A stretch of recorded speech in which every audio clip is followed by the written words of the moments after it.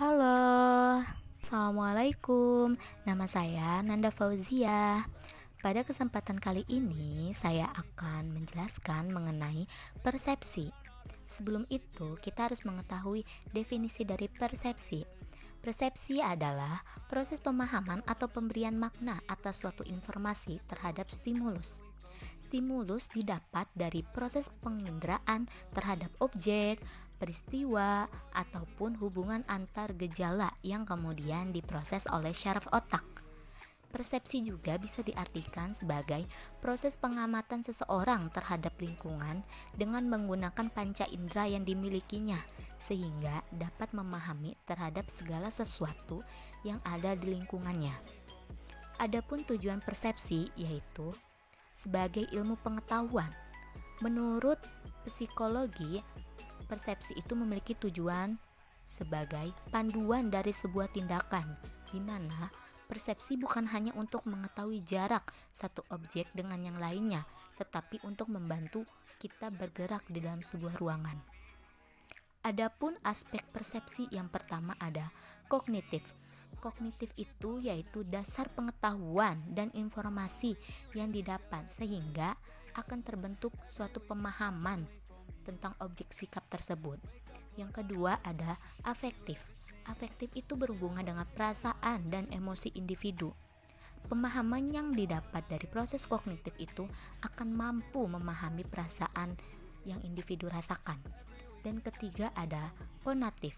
Konatif itu adanya kesiapan seseorang untuk bertingkah laku yang berhubungan dengan objek sifatnya. Kemudian ada tahapan-tahapan persepsi. Tahapan persepsi yang pertama ada stimulasi. Stimulasi ini hadir secara alami tanpa kamu sadari, tetapi kamu terlibat dalam persepsi tersebut. Istilah singkatnya yaitu mengacu pada perhatian tertentu. Yang kedua ada organisasi. Setiap individu dapat mengolah setiap informasi yang masuk melalui alat indera, baik dengan cara peraturan, naskah, dan juga skema. Yang ketiga ada interpretasi, evaluasi. Tahapan ini, individu mulai menerjemahkan dan menafsirkan informasi yang diterima oleh alat indera.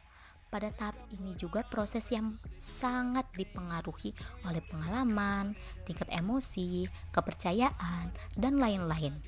Kemudian ada memori. Pada tahap ini setiap individu menyimpan informasi yang sudah ditafsirkan sebelumnya. Dan yang terakhir ada mengingat. Pada tahapan ini di mana persepsi yang sudah tersimpan akan dimunculkan kembali atau bisa kita sebut sebagai recall. Selanjutnya ada kekurangan persepsi. Kekurangan persepsi yaitu adanya prasangka atau kekeliruan persepsi pada seseorang yang akan mengakibatkan suatu ketidakadilan dan tidak toleran terhadap orang tersebut. Selain itu, tidak ada ketersediaan informasi saat seorang menerima stimulus yang masih terbilang baru dan akan menyebabkan kesalahpahaman persepsi.